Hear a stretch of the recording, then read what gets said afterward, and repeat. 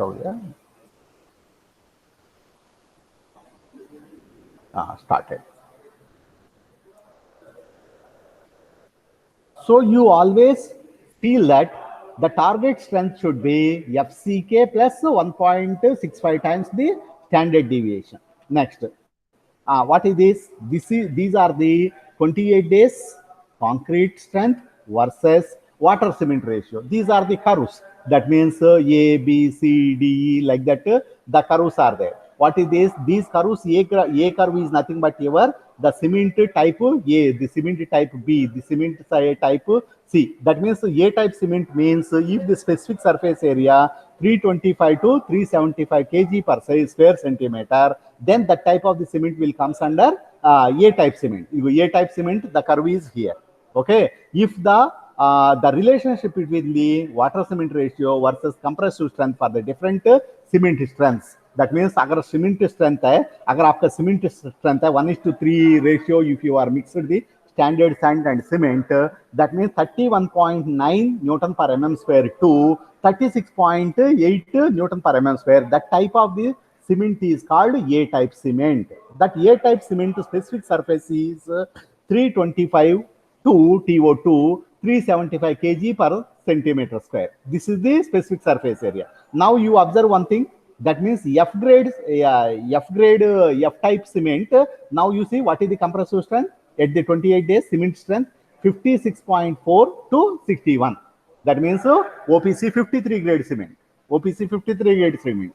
And A grade matlab A type cement matlab hai OPC 33 grade cement. That means now you observe this specific surface area 575 kg per square centimeter. That means this is the, that means square 1 kg के लिए that means the specific surface area, that means is this much. जितना fine material है उतना strength बढ़ता जाएगा. Next, calculation of the mixed quantities. That means volume is calculated by W plus C by SC. That means where C is equal to cement and W is equal to water. That means the water content generally you have to start at that means 180 liters. Accordingly, suppose as per the water cement ratio, you have to adjust it. These things you can get it in the MSCT textbook also. I have copied down from there only. Okay. Now, for example, the cement is 400 kg. The maximum limit of the cement content in case of the OPC is 450. याद रखना, OPC से OPC cement use कर रहा है cubic meter concrete के लिए. By making the cubic meter concrete, the maximum limit is 450. Please remember that. I will give you in the T2 examination. Okay, cement है maximum limit है, OPC use कर रहा है तो OPC use कर रहा था 450 kg per cubic meter. अगर PPC use कर रहा है तो 500 तक जा सकता है. लिमिट है, ये लिमिट है. ओके ना, this is the limit specified by the IS 456 code. Okay ना, ये लिमिट है, मतलब आपको IS 456 में मिल जाएगा मटेरियल चैप्टर में. नेक्स्ट वाटर है 180 kg एंड सैंड है मान लीजिए 624. Now you see the sand and aggregate है approximately double. Double means for example sand है मान लीजिए 20 kg है, 20 kg है. दैट मीन्स एग्रीगेट कितने है? Approximately 40 kg. That means 40:60 ratio. That means 40:60 ratio generally we have to use.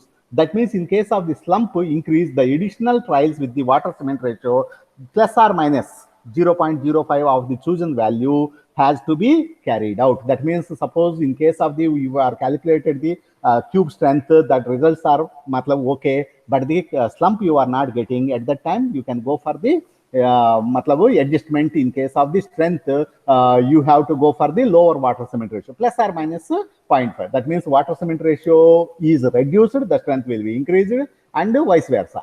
Suppose your workability is less, then you have go to for 0.05 water cement ratio, you have to increase in the positive side.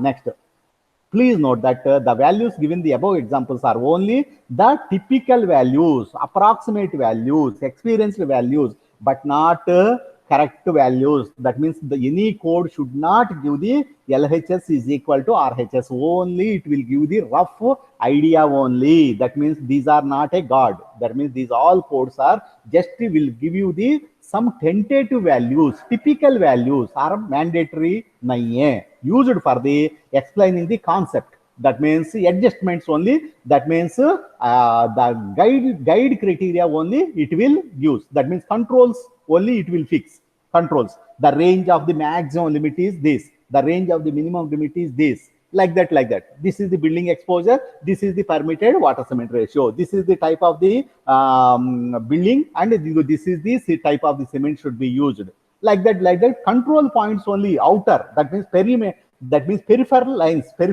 external cordon lines only it will fix, boundary lines only it will fix. And inside you have to play with the materials. That means you have to increase the sand, you have to reduce the coarse aggregate, and the second trial you have to increase the coarse aggregate, you have to reduce the cement, you have to increase the water cement ratio, third trial you have to reduce the water cement. So as per your demand, what is your demand? The slump is 75 mm. According to that, what is the water quantity, what is the supply side quantity, you have to hit and try. That means hit and trial method. First trial you are failed, and second trial also you are failed, maybe third trial you may succeed.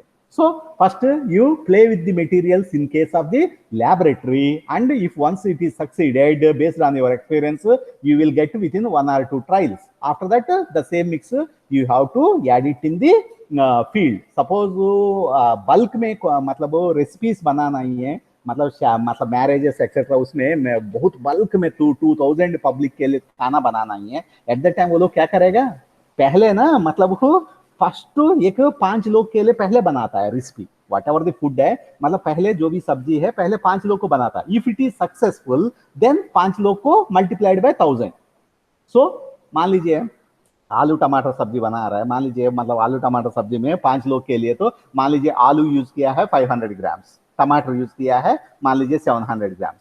अगर मान लीजिए 1000 लोग के लिए बनाना ही है, तब क्या करोगे, जो भी वो आलू है 5 लोग के लिए बन गया था कितने 500 ग्राम, वो 500 ग्राम मल्टीप्लाइड बाय 5000 तब है, मतलब वो जो मेन सब्जी है बड़ा आउटसाइड फील्ड में, then you have to multiply with that number of the number of the arrivals of the guests. Okay, similar way you have to mix with the 3Q mix prepared in the laboratory, and trust trial mixes has to be done, and 3Qs has to be casted. Once you are success for the M25 grade concrete, implement the same in the field.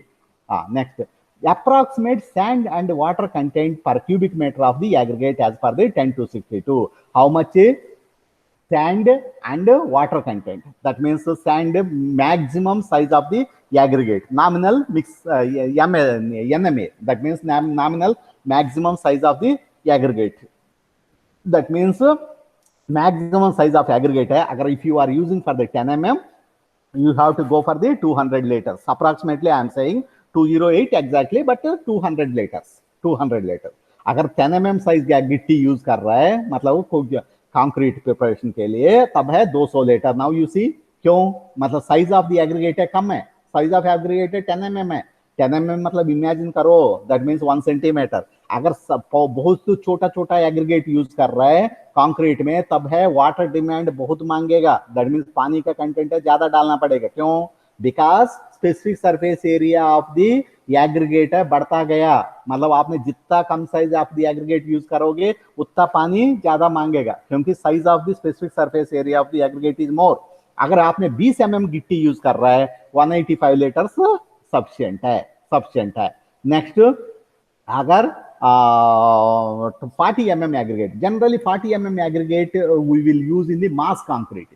Mass concrete मतलब bulk मोटी मोटी structures है, very big bulk structures, that means very thick structures, that just like retaining walls, dams, and road pavements, cement concrete pavements, dry lean concrete, etc. Case में 40 mm गिट्टी allow करेंगे, समझ गए ना. At the time foundation, footings etcetera है ना, raft foundation, at that place only we will use that 40 mm. Next, about M35 grade concrete. अगर if you are using for M35 grade concrete, generally M35 grade concrete is up to for the water retaining structure. Suppose you are designing for the water retaining structure. Suppose in the Sada colony or Ravogad you are planning for the water retaining structure. Water retaining structure means what? That means water tank, municipal water tank. That is a water retaining structure. At that time you can go for the minimum grade is M35. Please remember this point.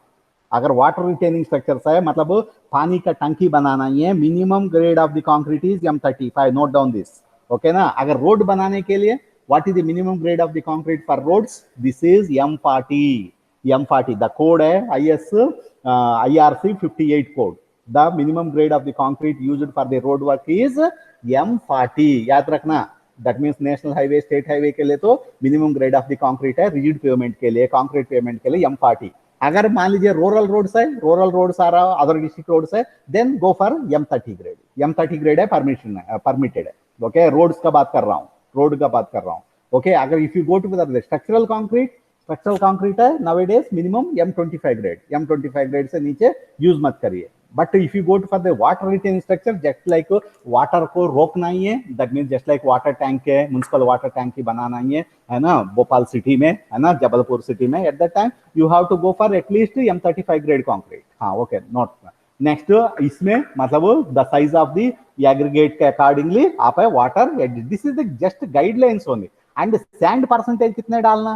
Sand percentage है, अगर 10 mm use करता 40% sand डालना पड़ेगा. अगर 40 mm डाल रहा है तो मतलब 30%, दैट मीन जो भी टोटल एग्रीगेट्स है, टोटल एग्रीगेट मतलब है सैंड प्लस कोर्स एग्रीगेट, इसमें टोटल है मतलब 30% सैंड रहेगा, रिमेनिंग पार्ट है 70% है. For example I am using the 40 mm size aggregate, that means maximum size MSA मतलब maximum size of aggregate in that concrete is 40 mm. Eight that time sand percentage कितने होना चाहिए? 30% होना चाहिए, minimum 30% होना चाहिए.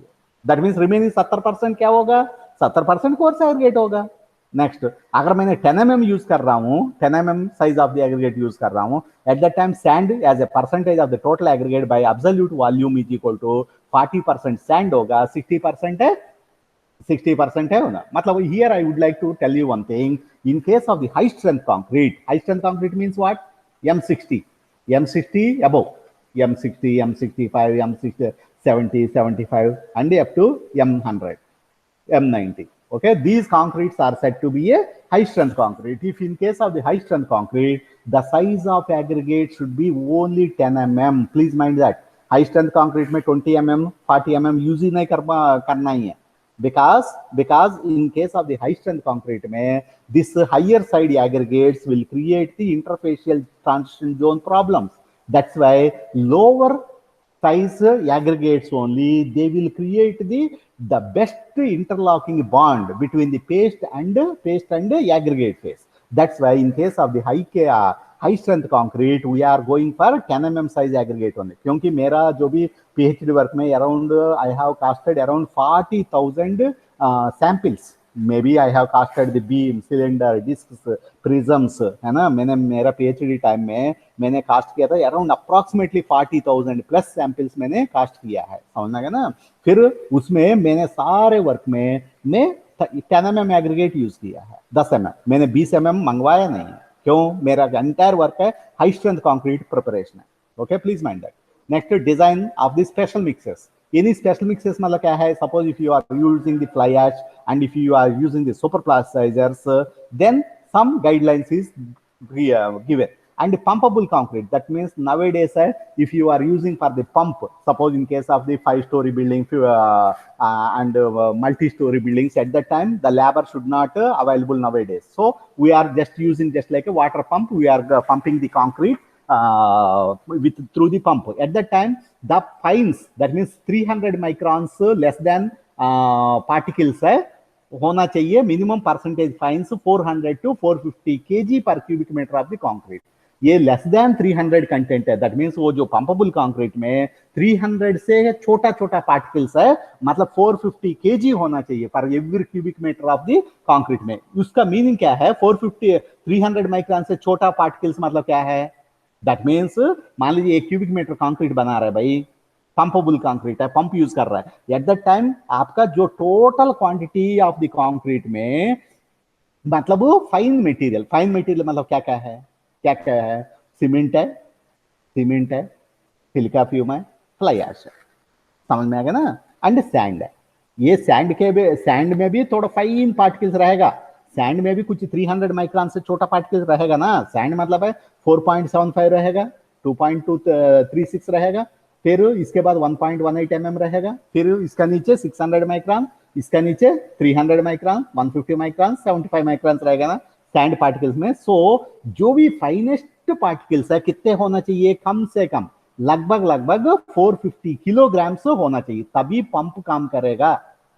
अगर मान लीजिए ये फाइनेस्ट मटेरियल है, कम परसेंटेज हो गया, उसका मतलब है बहुत कम हो गया। मान लीजिए आपने ओनली ये finest cement plus silica fume sand plus ये सैंड है, मतलब जो भी फाइन मटेरियल है बहुत कम डाला, 200 डाला, पंप पाइप जाम हो जाएगा, पंप जाम हो जाएगा। दैट मीन्स ज्यादा ज्यादा है कोर्स एग्रीगेट डाल दिया, ज्यादा ज्यादा कोर्स गिट्टी बालू डाल दिया, at that time pump should be jammed, आगे बढ़ेगा नहीं कंक्रीट। सो ये guideline. Next super plaster use किया तो 20 to 25% the water content you can reduce with the help of the PC based super प्लास्टराइजर्स।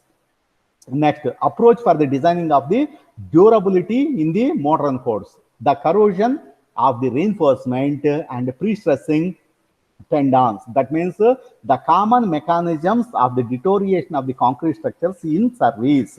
Actually, what are the guidelines given in the durability codes? Durability code में guidelines क्या दिया है? That means durability को design करने के लिए, durability को design करना मतलब है, मतलब this is a hypothetical section. That means how you can design the strength, because you can test it the cube at the 28 days. But durability को कैसे test करोगे? Durability कोई नापना नहीं है. There is, you can't, only indirect measurements है, RCPT test हो, नहीं तो SARPTUT टेस्ट है, और half cell potential है. These are the indirect way. If your results are up to this mark, maybe your concrete is durable, so be your building should be survival up to 100 years, like that.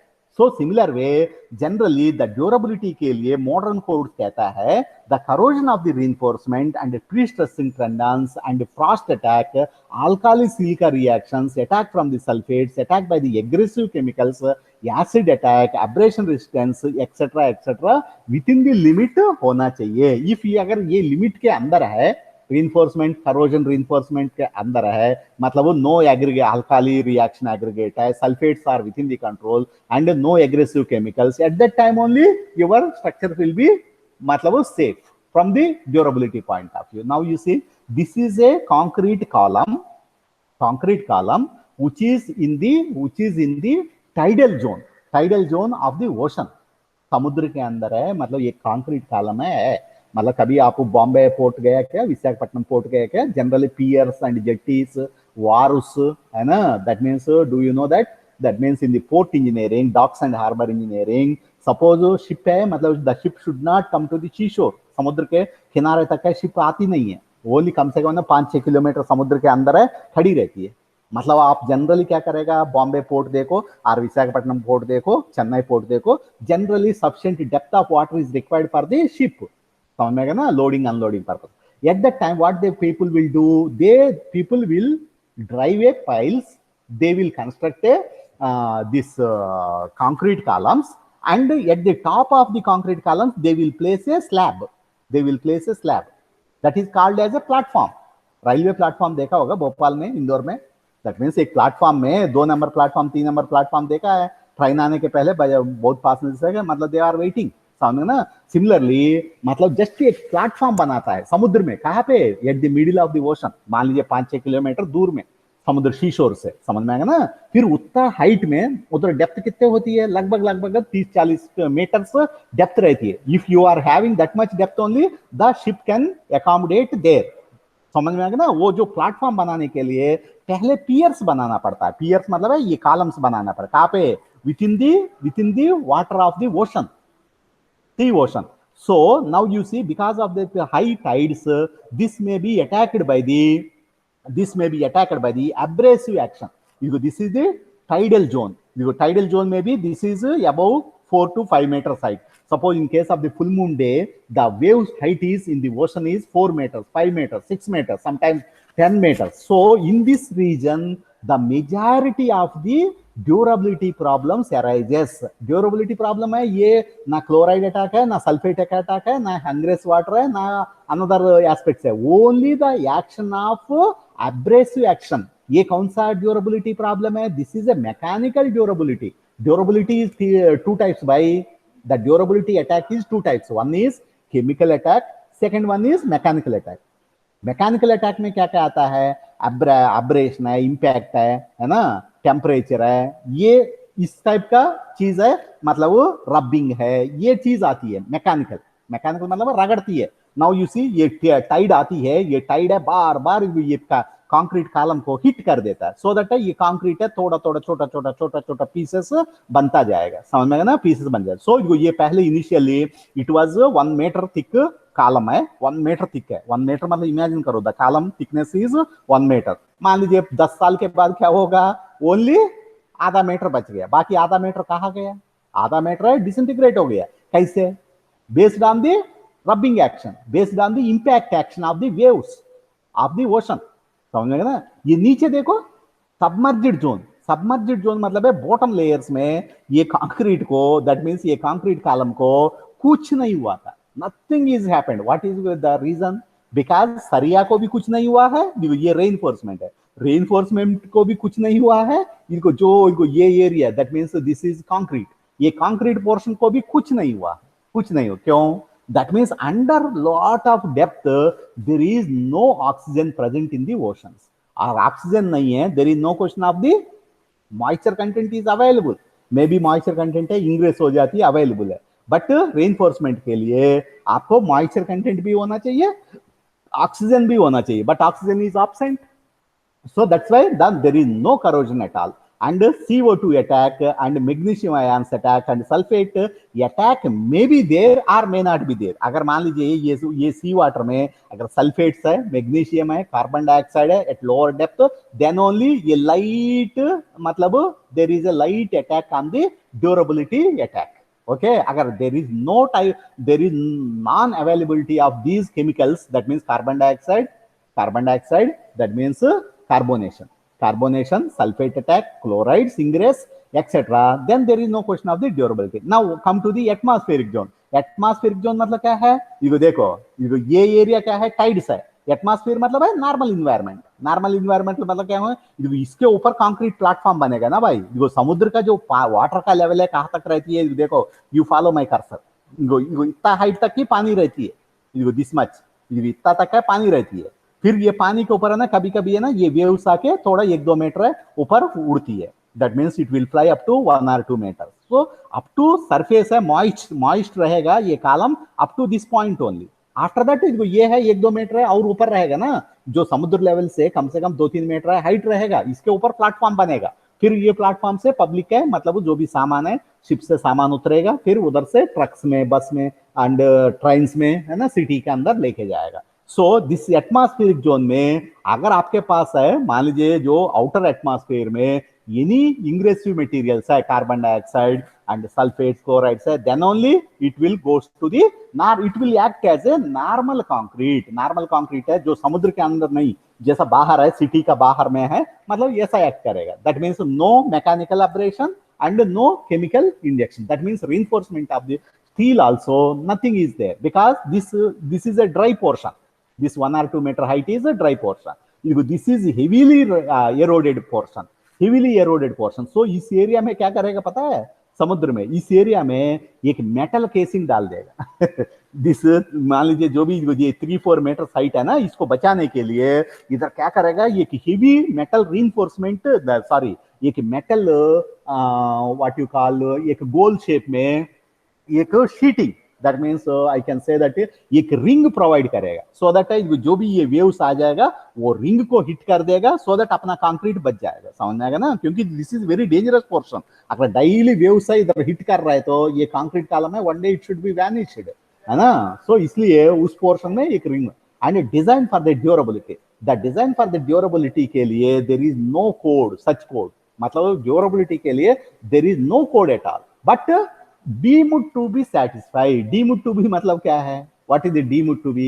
That means अगर इसको ये हो गया तो ये हो सकता है, अगर ये हो गया तो ये हो सकता है। मान लीजिए I want to test the health of the students, मान लीजिए मेरे क्लास में 50 स्टूडेंट्स है brother, in my class 50 students है, कौन बीमार है कौन है मतलब हेल्दी बॉयज है, मेरे को कैसे पता? मैं एक काम करता हूँ, उसका आंखें देखता हूँ, I will see the eyes of the all the student, अगर उसका आंखें है ब्राइट है and white and black colour में है, then the students are healthy. मतलब कुछ लोग का आंखें देखने में तो कुछ पानी निकल रहा है और कुछ लाल रंग में है है ना, उसका ये तो डल कलर में है, देन ये लड़का के पास है कुछ ना कुछ बीमारी होगा। मान लीजिए मैं उसका बाल चेक करता हूँ, बाल मतलब हेयर चेक करता हूँ, उसका हेयर है मतलब ब्लैक कलर में है, वेरी थिक कलर में है, एंड उसी से पता पड़ता है। मान लीजिए उसका कुछ लोग का बाल देखो बहुत है ना सूखी सूखी है, ड्राइनेस है, मतलब वो ये तो ब्राउन कलर में है, ऐसा उसका मतलब ये लड़का के पास है, बीमार है। उसका स्किन देख लेता हूँ, उसका स्किन मतलब स्किन है मतलब स्मॉल मॉइस्चर कंटेंट प्रेजेंट होना चाहिए। मान लीजिए कुछ लोग का स्किन देखो जस्ट ड्राई ड्राई रहती है, उसका मतलब ये लड़का के पास है खून कम होगा, है ना। मतलब उसका पाँव देखता हूँ अंदर हाथ दिखाने के लिए, अगर उसका हाथ है जस्ट लाइट रोज कलर, है ना, रोज कलर में दिख रहा है, उसका मतलब इसके पास खून का कम नहीं है, blood is good, that means this boy is healthy. समझ ना, उसका जो फिजिकल लुक देख के मैं बता सकता हूँ इनके पास कोई बीमारी नहीं। May be I am wrong, but as a first appearance है, बेस्ट अपीयरेंस है, मतलब मैं जज कर सकता हूँ। मतलब जो लड़का का जो चाल है, मतलब उसका जो वे ऑफ सिटिंग है, दैट मीन्स उसका फिजिकल देख के, उसका हाइट एंड मोटा है ना, मतलब बहुत ब्रेव एंड बॉडी देख के मैं बता सकता हूँ। सिमिलरली ये ड्यूरेबिलिटी को भी, अगर मैंने ये चीज है तो मेरा कंक्रीट है ड्यूरेबल है, अगर मेरे पास ये कंक्रीट में these features are already there, my concrete is durable. Just that means if this is there and this is the possibility, like that only, that means IS 456 में भी दिया है only deemed to be satisfy approach है। that means deemed to be satisfy approach मतलब अगर देखो ये हो गया तो देखो ये ड्यूरेबल कंक्रीट है, अगर ये हो गया तो ये ड्यूरेबल कंक्रीट, ये ना ये कंडीशन सेटिस्फाई नहीं हुआ तो this is not durable, that type of the reservation है। समझ में आ गया ना। Next, the table number 3, 4, 5, and 6 and 7 of the IS 456 these are the basic requirements for the durability. Next, design steps for the IS 456 and IRC limits for the limit state code. The classify the severity of the service environment. That means आपको मैं IS 456 का table में मतलब 3, 4, 5, 6 बता रहा हूँ ना, ये क्या है पता है? अगर आपका इन्वायरमेंट है विशाखापट्टनम इन्वायरमेंट, विशाखापट्टनम पता है ना, आंध्र प्रदेश में एक विशाखापट्टनम है, मतलब बीच रोड जानता है, बीच रोड मतलब है जो वो एक साइड है समुद्र रहता है, एक साइड है सिटी रहती है। बीच रोड में जितना भी बिल्डिंग्स है ना बहुत सड़ जाती है, बहुत सड़ जाती है, दैट मीन्स डिटोरिएशन स्टार्ट होता है। क्यों? दिन रात है, मतलब वो जो समुद्र का जो हवा है ना वो बिल्डिंग्स के ऊपर फेंकता रहेगा, सो दैट है मतलब वो बिल्डिंग्स है हमेशा रीइंफोर्समेंट है बाहर दिखती रहती है। सो मतलब कौन सा टाइप ऑफ द इन्वायरमेंट के लिए मतलब कितने quantity of the cement use करना चाहिए, कितने quantity of water cement ratio permissible है, कौन सा minimum grade of the cement use करना चाहिए, ये सारे बता दिया था ये IS 456 में टेबल नंबर 3, 4, 5, 6, 7 में। आज ही देख लीजिए, today you have to open the IS 456 third table, fourth table, fifth table, sixth table and seventh table. I will ask you few questions in the T2 examination. Okay, हर चीज don't expect from me because there is no time at all. हाँ okay, हाँ minimum grade of the concrete. Now you see वो जो third table, fourth table, fifth table, sixth table, seventh table में क्या दिया पता है? मतलब कौन सा टाइप ऑफ द इन्वायरमेंट के लिए कौन सा ग्रेड कंक्रीट यूज होना चाहिए। अगर विशाखापट्टनम में, बॉम्बे सिटी में रोड मतलब कंक्रीट बिल्डिंग बना रहा है, मिनिमम ग्रेड ऑफ कंक्रीट है 30 ग्रेड होना चाहिए। अगर गुना में बना रहे तो 25 ग्रेड सफिशिएंट है। Next, minimum cement content. The minimum cement content है, मान लीजिए अगर 1 क्यूबिक मीटर के लिए कितने मिनिमम कंटेंट चाहिए ये स्पेसिफाई किया है IS 456 में। Next, maximum water content, water cement ratio पर में, and cover thickness. Durability means depending upon the reinforcement protection. अगर मान लीजिए अगर फुटिंग के लिए कवर कितने होना चाहिए, अगर कॉलम के लिए कवर कितने होना चाहिए, स्लैब के लिए कवर कितने होना चाहिए, this is given in that tables in the IS 456। ये क्यों? ये क्यों? दैट मीन्स अगर if you are satisfied this cover thickness, if you are satisfied this water cement ratio, if you satisfied the minimum cement content, if you satisfied that grade of concrete, if you satisfied that those requirement, then आपका building है safe है। ये है deemed to be satisfied condition brother. मतलब मैं पहले first statement I have told you there is no such code is special code is given for the durability aspect design, but however IS 456 में durability aspects के लिए कुछ reservations है, कुछ steps है, कुछ गाइडलाइंस है। What are those? Table number 3, 4, 5, 6, 7 type of the cement. मान लीजिए पलाना पर्टिकुलर मेराइन इन्वायरमेंट मतलब समुद्र में जो स्ट्रक्चर्स के लिए इनको पलाना ओपीसी सीमेंट यूज करना चाहिए। पलाना ब्रिज बना रहा है रिवर के ऊपर, मतलब इनको ये पलाना पीएससी सीमेंट यूज करना चाहिए। पलाना टाइप ऑफ वर्क के लिए पलाना सीमेंट, ये बताया गया था। Next, limit of the chloride content. Chloride content का लिमिट है कितने होना चाहिए, ये IS 456 में दे रखा है। वेरी वेरी इंपॉर्टेंट दिस, इसमें से so many questions I will ask.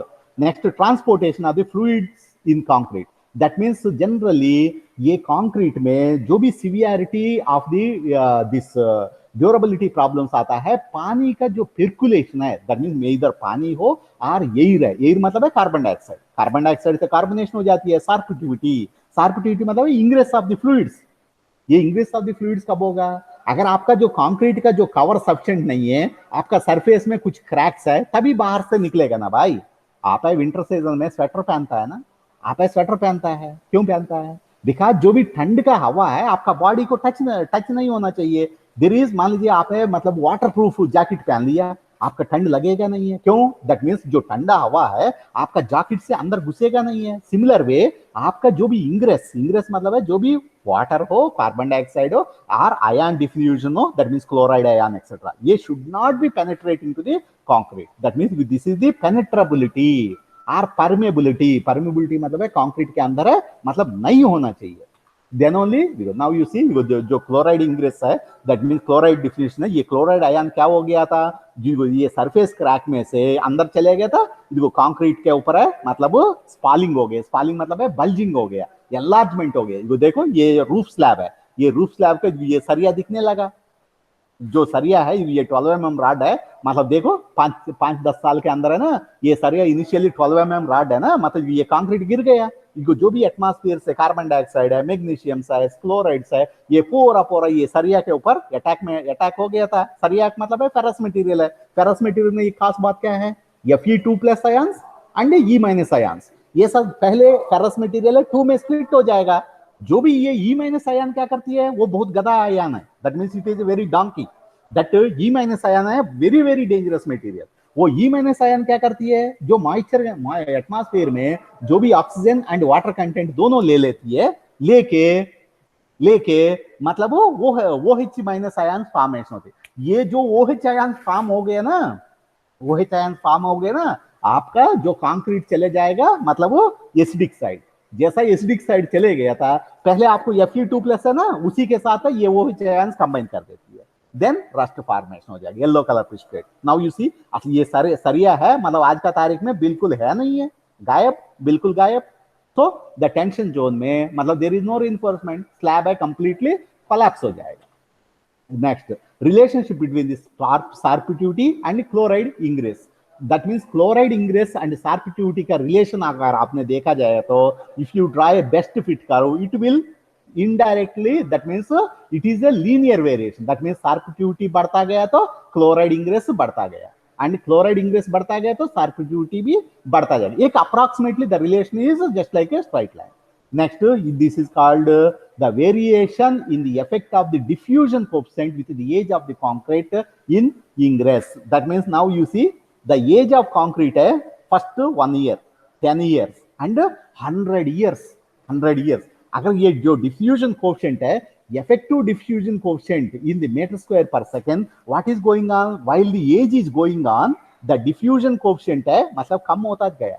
That means concrete है, आपको मैच्योरिटी कॉन्सेप्ट मैंने बता दिया था, ईयर्स एंड ईयर्स जाने के बाद क्या हो गया, द कॉन्क्रीट के ऊपर है हाइड्रेशन प्रोसेस करके द स्ट्रेंथ है बढ़ता जाएगा। अगर हाई स्ट्रेंथ बढ़ता गया तो जो कॉन्क्रीट का जो पेनिट्रेशन है, इंग्रेस है, थोड़ा कम होता जाएगा।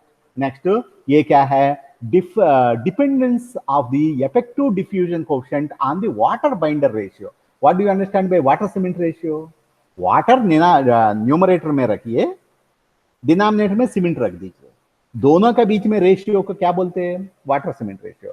वाटर बाइंडर मतलब क्या है, समझता है? वाटर मतलब है न्यूमरेटर में वाटर रख दीजिए, वाटर कितने हैं, 186 लीटर्स ना, वो 186 लीटर्स है, मतलब न्यूमरेटर में रख दीजिए। डिनोमिनेटर में क्या रखोगे, cement plus fly ash plus silica fume, ये तीनों को डिनोमिनेटर में रख दीजिए। then whatever the ratio you are getting, that is called the water binder ratio. मैं आज दो चीज बता रहा हूं भाई, एक है वाटर सीमेंट रेशियो, दूसरा चीज है वाटर बाइंडर रेशियो।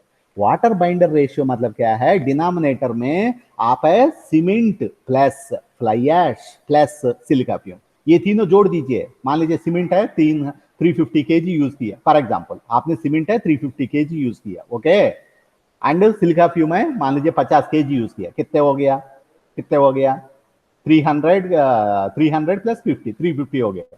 मान लीजिए फ्लाई ऐश भी 50 केजी, ओके, 350 प्लस 50 टोटल कितने हो गया, 400 केजी, 400 केजी।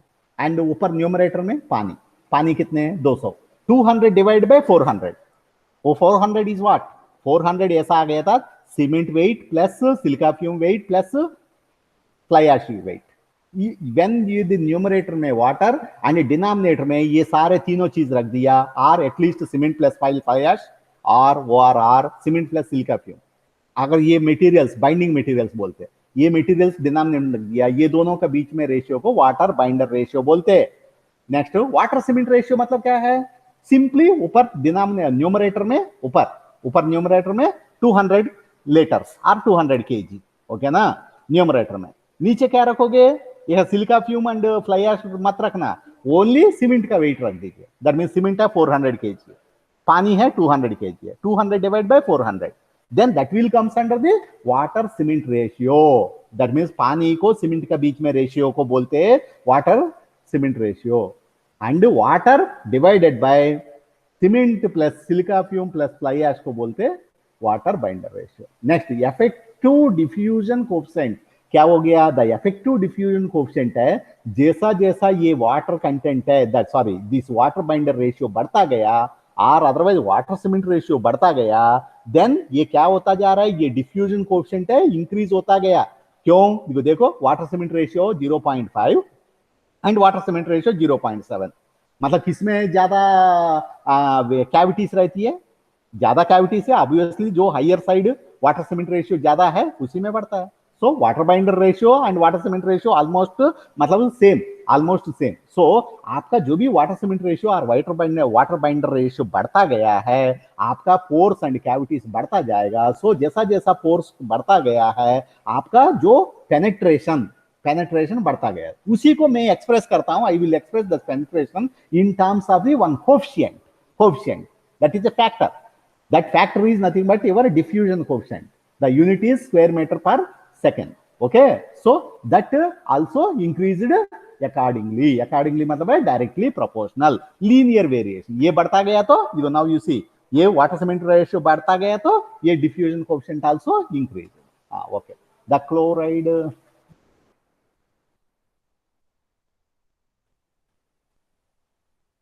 क्या तक करेंगे,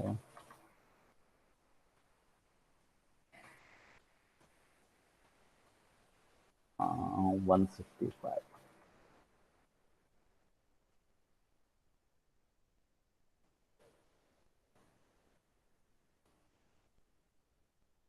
now the one more 10 minutes are there. The chloride ingress. That means the chloride ion, if it is ingressed मतलब it is penetrated, then that durability will be started. That means the fixed law is given that Cx is equal to Cs1 minus ERF x by this is the square root. That means the chloride ingress will be how it should be penetrated and what is the range of the penetration is expressed in terms of the numerical value in this equation.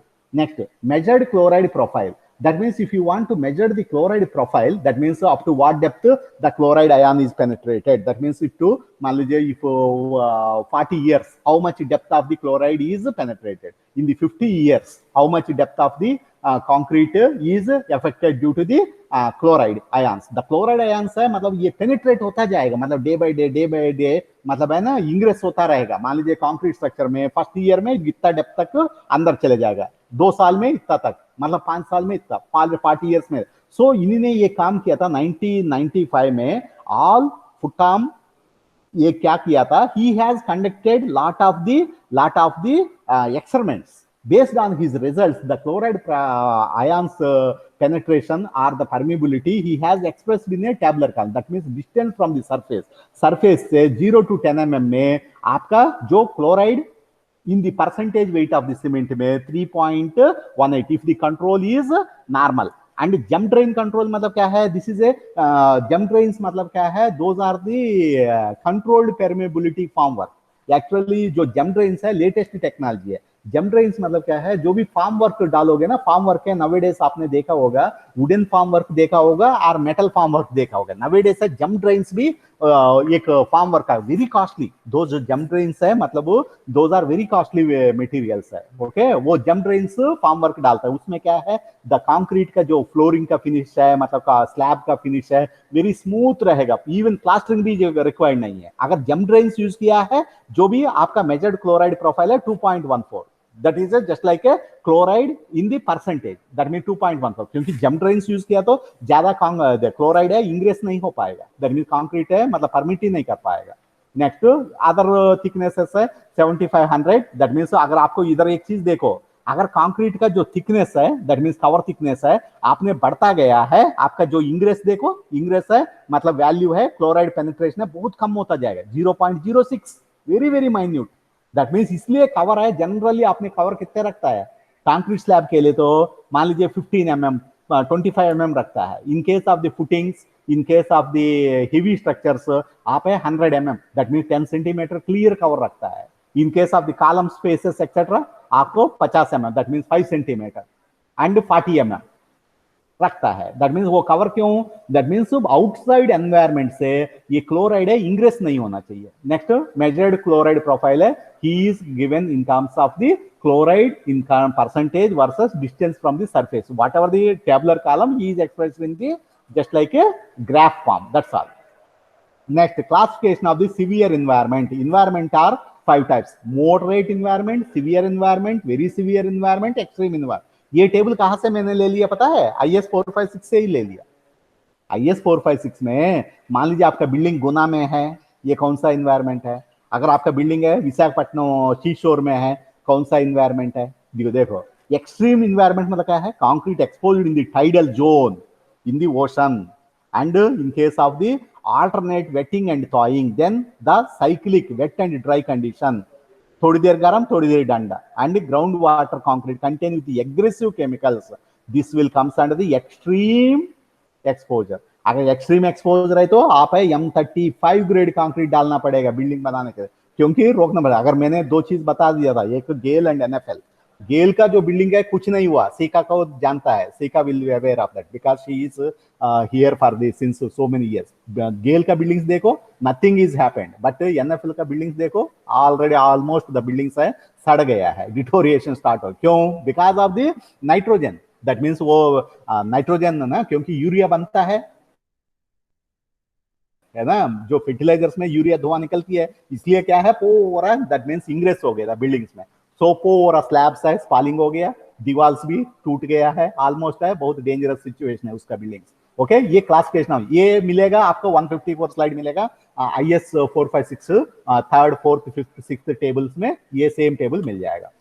Next ये क्या है? ये भी मतलब ये मैंने IS 456 का ही table है. मॉडरेट एनवायरमेंट है तो आपका मैक्सिमम वाटर सीमेंट रेशियो कितने लेना बेटा? 0.45 ले लीजिए मैक्सिमम, इससे ऊपर मत जाइए. अगर आपका एक्सट्रीम केस है, आपका एक्सट्रीम इन्वायरमेंट है, आपने बॉम्बे बीच रोड में बिल्डिंग बना रहा है, अगर विशाखापट्टनम बीच रोड में बना रहा है, एट दैट टाइम आपने कितने वाटर सीमेंट रेशियो यूज करना? मैक्सिमम 0.35. 0.35 मतलब 0.35 भी यूज मत करियो, only you can go for the 0.32. समझ गया ना? This is the maximum limit. This table is you are getting for from IS 456 brother. This table you will get it in the IS 456. इसमें से मैं पक्का इस टेबल से तो एक दो क्वेश्चन पूछता हूँ, इस टेबल से तो एक दो क्वेश्चन पूछता हूँ T2 में. समझेगा ना? ये IS 456 में मिल जाएगा. मिनिमम सीमेंट कंटेंट कितना यूज करना? If you want to go for the extreme environment 400 kg पक्का यूज करना. उसका मतलब 400 से कम यूज मत करियो, मिनिमम दैट मीन्स 400 kg आप यूज करना पड़ेगा. उसका मतलब 415 kg यूज करिए, 430 kg यूज करिए. समझ में आ गया ना? ग्रेड ऑफ कंक्रीट देखो, इदिगो एक्सट्रीम इन्वायरमेंट है, go for M45 grade concrete. अगर आपने विशाखापट्टनम में प्लाट ले लिया है समुद्र के बीच में, मान लीजिए वो नोवाटेल होटल 5 स्टार होटल है, विशाखापट्टनम का भी जाओ, बॉम्बे सिटी का भी जाओ, है ना, चेन्नई सिटी का भी जाओ, ये शीशोर में जो भी एक एक प्लाट है ना, करोड़ रुपए में बिकती है, समझ में ना। अगर आपने मकान बनाना ही है, you want to construct a house, Guna में मकान बनाने के लिए कौन सा ग्रेड कंक्रीट यूज करोगे? M25। बट ये नहीं चलेगा, because this is A severe environment. In case of civil environment, to go for the M45 grade. It is a minimum grade, brother. Minimum grade मतलब क्या है? Go for M50। मतलब M45 से नीचे use ही मत करो। नेक्स्ट, कवर थिकनेस कितने होना चाहिए? जो कंक्रीट कवर है, देखो मोटी कवर यूज करना पड़ेगा, 75 मतलब 7.5 सेंटीमीटर। उसका मतलब बाहर से इन्वायरमेंट से क्लोराइड है, कार्बन डाइऑक्साइड है ना, ये आयन्स है, क्लोराइड, मैग्नीशियम, है ना, जो डेंजरस इंग्रेस मटेरियल है, अंदर घुस नहीं पाएगा। सो दैट अपना जो सरिया है ना, जो भी कॉलम में सरिया, बीम में सरिया, जो छत के अंदर सरिया, ये सारे प्रोटेक्शन रहेगा। Now you see moderate environment मतलब है नॉर्मली 40 mm कवर। ओके, कितने सीमेंट यूज करना, कितने वाटर सीमेंट यूज करना, कितने ग्रेड कंक्रीट यूज करना, ये मतलब ये durability recommendations for the 100 years. अगर आपका बिल्डिंग है 100 ईयर्स है लाइफ रहने के लिए, क्या क्या यूज करना है, this I have taken from the 456 code, the previous table. That means वो प्रीवियस टेबल में जो भी मैंने डिस्कस किया है, that is I have given in the just in the written form. Now ये क्या है? changes in the minimum cement content for the 20 other than the 20 mm. That's actually this table is for only the 20 mm. 155 page slide is 20 mm aggregate के लिए. If you are using your aggregate size is NMA, nominal maximum size of aggregate, or MSA, maximum size of aggregate. NMA बोलो, that means NMA मतलब है nominal maximum size, है ना। अगर 20 mm है तो ये टेबल सूटेबल है, अगर 20 mm नहीं तो इसको प्लस आर माइनस करना है, ये एडजस्टमेंट्स है। Other than that, next limits for the acidic chloridability, that means ये लिमिट्स है। प्री स्ट्रेस्ड कंक्रीट में क्लोराइड लिमिट है मतलब 0.1। नेक्स्ट आरसीसी मॉडरेट एक्सपोजर में 0.4। नेक्स्ट ये क्या है? Requirements for the concrete expose to the sulphates, these are the requirements. Requirement मतलब है इतना होना चाहिए। अगर OPC grade, that means type of cement should be used, that means OPC use करो, अदरवाइज पीएससी यूज करो, पीपीसी, ये तीनों। मिनिमम सीमेंट है 280 यूज करो। दैट मीन्स आपका जो सॉइल में अगर ज्यादा है, मतलब concrete expose to sulphate attack से बचना ही है, आपका सीमेंट कंटेंट है 280 से कम नहीं होना चाहिए। Maximum free water, that means cement water cement ratio 0.5 is the maximum. This table is given for the sulphate attack से बचने के लिए, समझे ना। That means concentration of the sulfates exposed as the SO3. SO3 is very aggressive materials. That means magnesium sulfates are too much aggressive. That means sulfur trioxide components also, sulfates also dangerous. So कितने कितने cement use करना पड़ेगा? मान लीजिए some countries में, that means some cities में, सम districts में, India में भी ये सल्फेट्स टू मच अटैक करती है कंक्रीट एट दैट टाइम। मतलब आपका जो ट्रेस मटेरियल है, अगर SO3 0.2 से 0.5 है, द रेंज है मतलब 330 से मिनिमम नहीं यूज करना चाहिए। ये टेबल में सल्फेट अटैक का लिमिट्स दे रखा है। These are the durability aspects. जो भी मैं एक एक टेबल बता रहा हूं, अगर ड्यूरेबिलिटी से बचने के लिए, मतलब मिनिमम क्वांटिटी ऑफ सीमेंट कितने यूज करना चाहिए, मिनिमम ग्रेड ऑफ कंक्रीट क्या यूज करना चाहिए, वाटर कंटेंट कितने यूज करना चाहिए, ये बता रहा है। This is the durability requirements. इसका जो ऑब्जर्वेशन है ऑलरेडी बता दी। SR से मतलब है सल्फेट रिस्टिंग सीमेंट। अगर आपको सल्फेट से बचना ही है, नवेडेज से सल्फेट रिस्टिंग सीमेंट यूज कर, but you can go for the PSC and OPC and PPC also, and sulfur resistance cement also you can go for, and cement types, already cement types I have discussed. Next ये क्या है? negligible corrosion with silica fume, that means sometimes the corrosion, ये एक research paper का data मैंने डाल दिया है। नेक्स्ट एडिशनल मेजर्स मतलब क्या है? apart from that what we have discussed this, the protective coatings क्या करोगे? सरिया को जब भी reinforcement डालोगे, मतलब सरिया को पेंटिंग करो, कुछ पुताई करो, समझ में ना। सो दैट मतलब वो सरिया को ये जो कार्बन डाइऑक्साइड, सॉरी, जिस ऑक्सीजन एंड मॉइस्चर कंटेंट मिलेगा नहीं। मतलब आजकल तो स्लैब डाल रहा है, उसमें क्या है? सरिया सीधा रख रहा है ना, मतलब ये समझ रखो, पहले तो पेंट करो उसको। मतलब ये नहीं नॉर्मल पेंट है जो दरवाजा को, डोर्स को, विंडोज को यूज करोगे ना पेंट, ये नॉर्मल पेंट है। सरिया को कोटिंग करो, कोटिंग करने के बाद तब यूज करो रीइंफोर्समेंट, देन आपका लाइफ है थोड़ा बढ़ जाएगा। Cathodic protection, and use of the stainless steel reinforcement. Now देखा है, स्टील बर्तन देखा होगा घर में यूज करता है ना, खाना खाने का थाली वगैरह, चम्मच वगैरह, है ना, ये steel, that means instead of this steel, the normal steel, you have to use the stainless steel reinforcement in the buildings. But the thing is, stainless steel very costly, brother. Stainless steel है 1 kg is equal to 350 rupees. समझ, normal steel का भाव क्या है? बोले normal steel का भाव है 43 रुपीस है, समझेगा ना, बट स्टेनलेस स्टील है मान लीजिए 7-8 गुना ज्यादा है, दैट मीन्स 400 रुपये 1 kg स्टेनलेस स्टील, समझे ना. सो इसलिए बिल्डिंग का कॉस्ट बढ़ जाए, but you want to protect the reinforcement from the corrosion, then you can go for the stainless steel reinforcement. अगर आपके पास खूब पैसा है, आप सरिया, नॉर्मल स्टील सरिया के जगह पे स्टेनलेस स्टील reinforcement यूज कर रहे, देन ये स्टेनलेस है मतलब वो रिएक्ट नहीं करती है, ये मॉइस्चर वजह से, ऑक्सीजन वजह से करोजन है, स्टेनलेस स्टील को जंग नहीं लगता. Next vacuum dewatering, that means पहले तो water requirement, water this slump maintain के लिए क्या करोगे आप, वो लेबर क्या करेगा, 2-3 मग्गा ज्यादा पानी डाल देगा. वर्कबिलिटी पॉइंट ऑफ ये काम करो ना, कंक्रीट है, once it is compacted pouring in the structure, एक काम करो, एक वैक्यूम डीवाटरिंग, दैट मीन्स एक सक करो, दैट मीन्स जितना एक्सेस वाटर है उसको क्या करेगा, फैक्ट्री फ्लोर्स में, इन केस ऑफ पेमेंट में क्या करेगा, एक बार कंक्रीट है, कॉम्पैक्शन हो गया, फ्लोरिंग हो गया, एक सकिंग आती है, सकिंग मशीन, वो सकिंग मशीन में जितना भी एक्सेस पानी है ना, वो एक्सेस पानी मतलब वो वापस बाहर निकाल लेता है, वो पानी निकाल कर. ये इसमें एक चीज you can ask me, sir जब भी मैं सक करता हूँ फिर साथ साथ में सीमेंट कंपोनेंट भी बाहर आ जाता है. नो, वो मिशन ऐसा रहती है जो भी सीमेंट कंपोनेंट को सक नहीं करती है, वो एग्जैक्टली पानी को सक कर लेती है. दैट मीन्स जो भी सीमेंट पार्टिकल्स है अरेस्ट हो जाती है, दैट मीन्स कंक्रीट में, वो ओनली वाटर कंटेंट डीवाटरिंग का, दैट मीन्स बाहर फेंक देती है. इसको डीवाटरिंग अरेंजमेंट्स है, दैट मीन्स स्पेशली पेवमेंट्स में यूज कर रहा है, बट अपना कंट्री में ये यूज नहीं कर रहा है costly vacuum dewatering, but some other countries में यूज है. कंट्रोल्ड पेरिमेबिलिटी फॉर्म, ये है CPF. मैं अभी तक का जम ड्रेन्स बता दिया ना, जम ड्रेन्स, ये जम ड्रेन्स मतलब है इसको बोलते हैं कंट्रोल्ड पेरिमेबिलिटी फॉर्म वर्क. ये फॉर्म वर्क जनरली क्या करती है, नॉर्मली आप है मतलब ये जबलपुर, इंदौर, भोपाल में जो भी फॉर्म वर्क देखा होगा, ये इधर है वुडन शीट्स यूज करता है, स्लैब डालता है और बीम डालता है, कंक्रीट दिस कॉलम डालता है. कौन सा फॉर्म यूज करता है, इधर है स्टील वर्क यूज करता है, otherwise wooden form work use करता है. बट ये जम ड्रेन्स है, ये कंट्रोल्ड परमेबिलिटी फॉर्म वर्क है, CPF जम ड्रेन्स है, ये लेटेस्ट इनोवेटिव है. इसमें क्या करेगा मतलब ये फॉर्म वर्क क्या करेगा पता है, जो भी इनसाइड वाटर कंटेंट है ना, उसको मात्र वाटर कंटेंट को बाहर फेंक देती है, वाटर कंटेंट को, एक्सेस वाटर कंटेंट को बाहर फेंक देती है.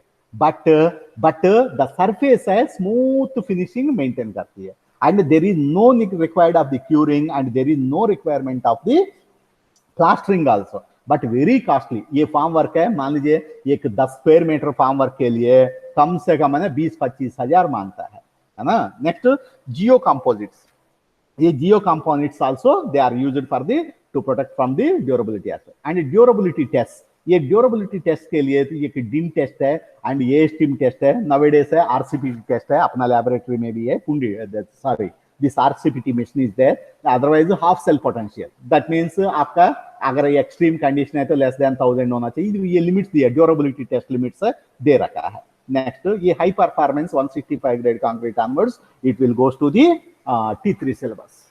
I am taking the 5 minutes access. Okay, now I will stop. Up to 164 slide. Up to 164 slide. This is the syllabus for your T2 examination. 164 slide तक है आपका syllabus. Now any few questions है पूछो, otherwise I will stop the recording.